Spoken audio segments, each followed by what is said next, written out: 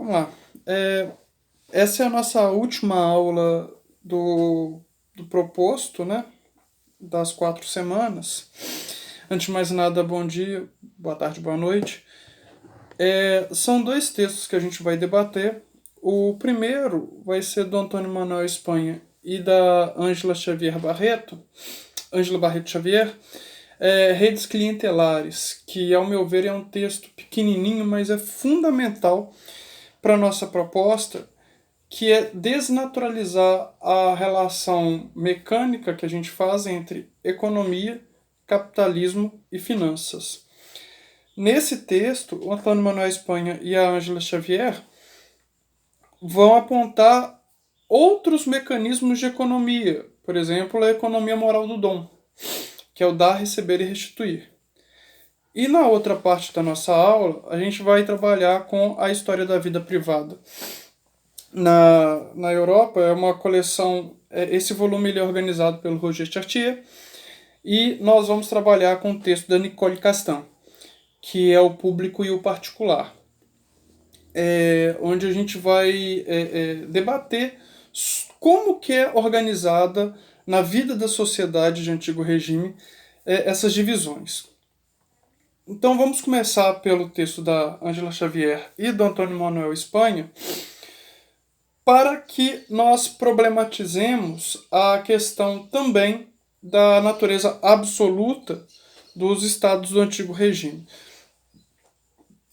Como eu já venho apresentando ao longo do curso, e não só nas aulas na quarentena, o Estado absolutista, chamado Estado absolutista, ele tem muito pouco de absolutista. O poder, ele, embora retoricamente ele emane do rei, o rei tinha alguns entraves no exercício do seu poder. E aí, por exemplo, o direito oficial e as instituições jurídicas formais tinham alguns obstáculos. Por exemplo, o universo jurídico era apenas uma superfície fina da vida do antigo regime. Porque o direito normativo, ou seja, o direito legal ali que a gente cumpre aos olhos do Estado hoje, o direito da Constituição que a gente tem, ele era apenas de um amplo universo jurídico que exercia as normas e o saber fazer do antigo regime. Da mesma forma que a economia e a ética que se tem. Não havia apenas uma economia, não havia apenas uma ética. Conforme o lugar que nós estamos falando, e aí lembrando que o antigo regime é uma sociedade corporativa, conforme a família e o lugar de onde falamos, essa norma e o direito, ele muda também. Então,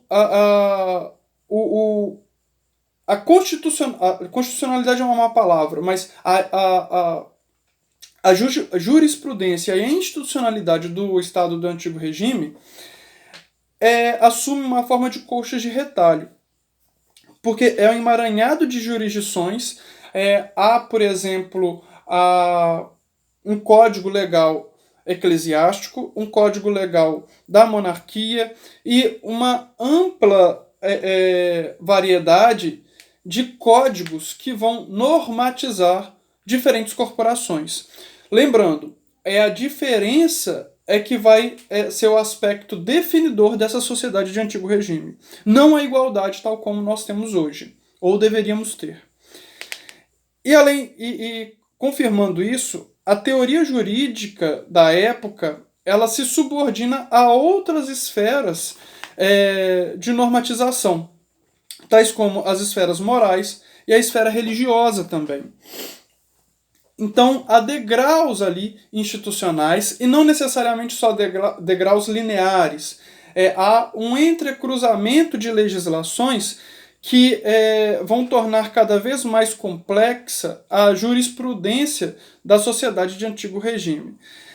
Os critérios de parentesco, fidelidade e honra vão se misturar à própria institucionalidade, de modo que o público e o privado se tornam promíscuos aí nessa relação dos estados modernos.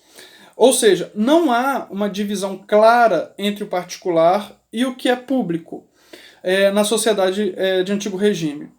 Há um emaranhado. A gente vai ver isso no próximo texto, que essa normatização ela vai acontecer no século XVIII, tá?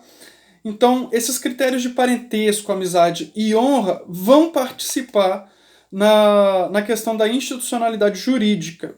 Portanto, o que é visto hoje como ilegal, como corrupto, era dado como fundamental para a organização da potencialização das estratégias de prestígio inerentes às redes clientelares, ou seja, às redes de clientela e de família. E isso vai oferecer uma organização estratégica na própria possibilidade de ampliar as capacidades de dom e contradom. O que são isso? O que são essas teorias do dom? E aí eu vou ler, entre aspas, na página 340 do texto das redes clientelares. A teoria do dom é o ato de natureza gratuita.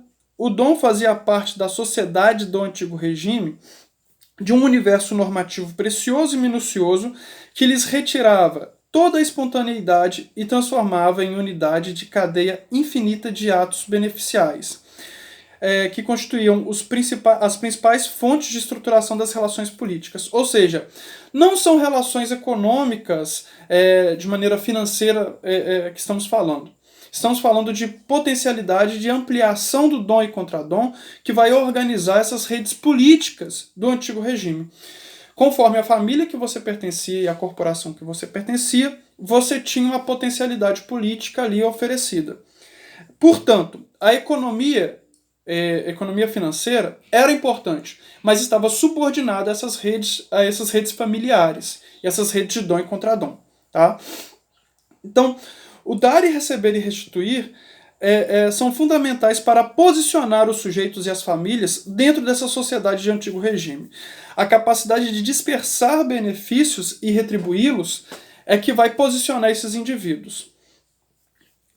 Então, não há uma natureza meramente econômica financeira. A economia do dom e contradom privilegia a capacidade de prestígio, de retribuição do favor e restituição desse favor também. Então fica difícil de mensurar os limites do dom e contradom, fazendo com que essa lógica se perpetuasse justamente para que colocasse num terreno de interrogação o posicionamento desses indivíduos. Tá? Então, o que há são laços de interdependência desse cotidiano. Eu vou interromper aqui e continuo na próxima.